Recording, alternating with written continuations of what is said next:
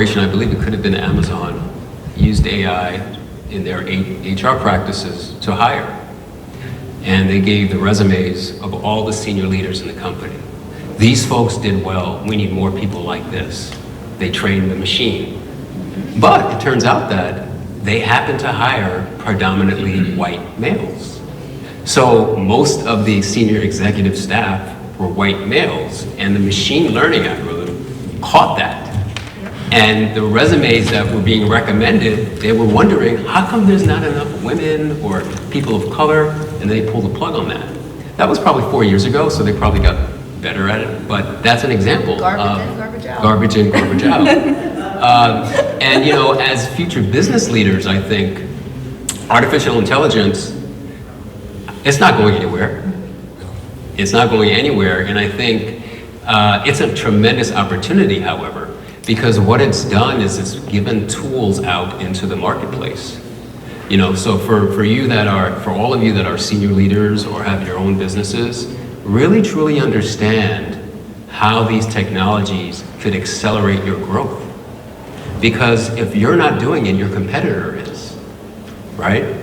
So this beautiful forum here with our distinguished panels, I think is a good opportunity for us to really explore these disruptive technologies such as generative AI, artificial intelligence, augmented reality. Apple's new product, that's augmented reality. Their visor, you're walking into the world and it's layering on top of your reality, augmentation. I'm looking at a chair, that person is based on their face, that's their name, that's this building. I need directions to go across the street. That's what that visor's doing, it's augmented reality. So I'm gonna, go ahead. I'd just like to jump in, and this was not scripted at all for me. Bringing up the idea of diversity, equity, and inclusion, I think fundamentally, in my mind, and I've stayed quiet on this issue for quite some time now, what's missing most is our ability as leaders to create inclusion and belonging.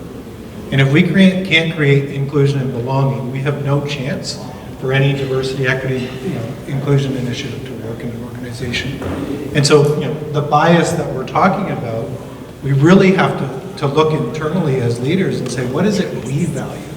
What is it we're looking for? What are the systems, what are the processes that we're implementing in our organizations that create this bias? And the example of hiring, the gap that you talked about, right, Jeff, I think is really important. When we as leaders create job descriptions like we did in the past, in a day and age where the world is totally different than it was in the past, we're not valuing the real world experiences that people get each and every day. So what if instead of creating this job description and interviewing based on the set protocols that we had before, we actually got curious with people. We actually talked about what their experiences were. If you're a mother, what have you learned as a mother raising kids in this society that helps you adapt to change? Because change is the thing that's constant. Change is what we're really talking about here. The speed of change with these disruptive technologies requires us as leaders to challenge what we've always valued.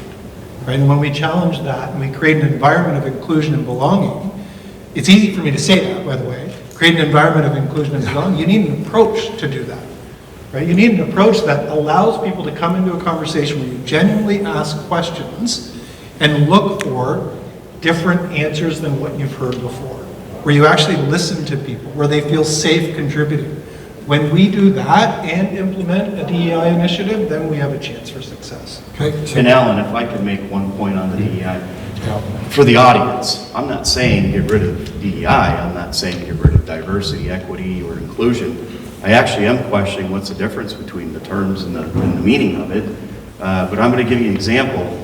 I'm also on an advisory board for Virginia Department of Education, and I've proposed that the politically divisive terminology of DEI be replaced with access. And we have a very high Hispanic population in Northern Virginia.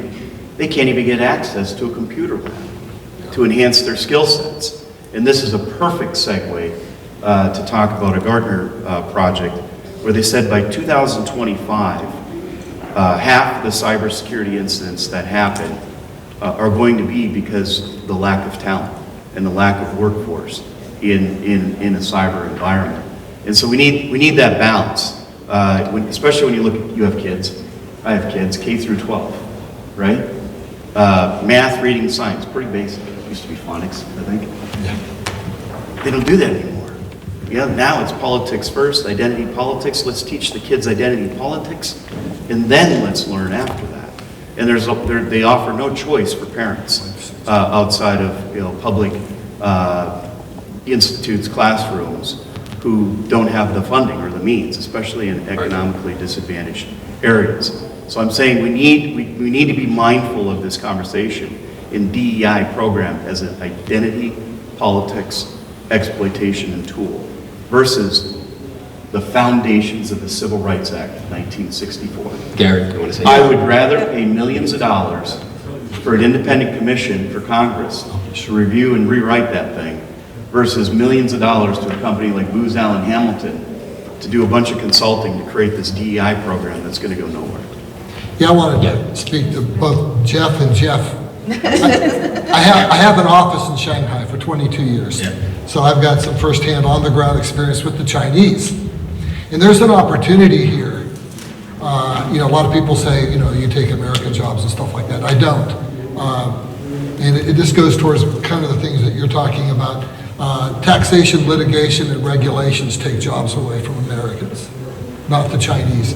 You start solving some of those problems, and AI can do that. We can start bringing those jobs back, take it from a person who works there. But more importantly, the opportunity here is that the Chinese are a homogeneous population. Their education system is all to think the same way. If we can get our act together diversity-wise and get more ideas in a richer environment for creativity, we can beat the Chinese, and I think that's a good segue for you. Yeah, I think it's the creativity piece. You lose, with a homogenous team, you lose the ability to be innovative. Right. Yeah. So a homogenous team, there's a bar that you're going to be able to reach, and that's it. That's as far as you go. But if you open the door for more diverse experiences, diverse schools of thought, for diverse backgrounds, then each person on that team or in that organization has a bar that they can reach. And this is where the leadership comes in. The leader who can unlock the potential by creating an environment of inclusion and belonging, so that everybody has psychological safety to show up and do the best work of their lives, then that team, that organization is going to outperform the homogenous team 100% of the time.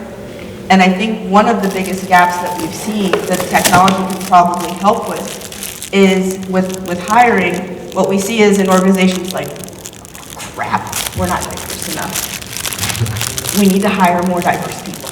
And then they'll find a few very senior executives who have been able to slug it out and not say F this, flip the table and walk away. And they get in there and they're like, okay, we're here. We've got senior executives. And they're like, we need to hire more people in that are more diverse and have more women, more people of color.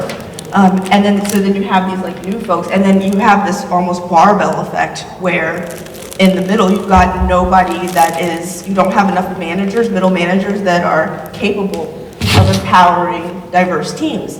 And so what happens? The folks that have been hired in at the bottom they try to slug it out, but then it's like, you're not capable, you're not competent. Yeah. And they fall off, and you've got nothing kind of tracking what's going on here, when really it's a systemic issue that you could have probably leveraged technology to understand the trends ahead of time and see what was happening and realize what the problem was as a leader. And I think that's a huge opportunity for empowering diverse teams, training diverse teams, ensuring that there's a path to progression for your people. And I think I'm very, as you can tell, I'm very passionate Right. about this space. So that has been a historic statistic for the last 10 years. So how can we encourage and produce more entrepreneurship? Because at the end of the day, you know the solutions for your own community better than anyone else, right? So how can we encourage that? So that's just a thought I'd like to put out there. We're about halfway through this panel, and let's flip to the second question. if you guys don't mind. That one got a little spicy. Yeah, it did get a little spicy. CEO needs to be a lifelong learner. The next generation leader has to have a learning-based mindset. The rapid change that we're seeing with technology and cultural, just like what we were talking about here, it's observing these shifts and it's not seeing these necessarily as threats. They're facts. These trends are happening, and it's seeing that DEI isn't going anywhere, despite the politics side that's scared as heck out of it, DEI. That's why everybody's talking shit about DEI, because they're scared as hell out of it. Because it's not the D, it's the E, the equity part. That is what is a game changer of DEI, and that's why Elon Musk is scared as hell out of this and is always talking down about DEI. So it's the future CEO sees these trends and has to be able to either swim with the current or to be able to take advantage of this and see DEI as a competitive advantage for your company in the future. It's looking at your workforce in 5-10 years and seeing their talent. It's a race for talent. It's not cutting costs necessarily or eliminating jobs, which is what big tech is trying to do with AI right now. That is a short-term trend that the future CEO, me, laughs at.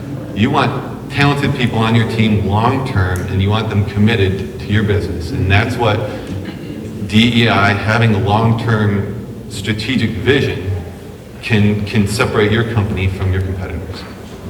Thank you, Jeffrey. Jeff, do you want to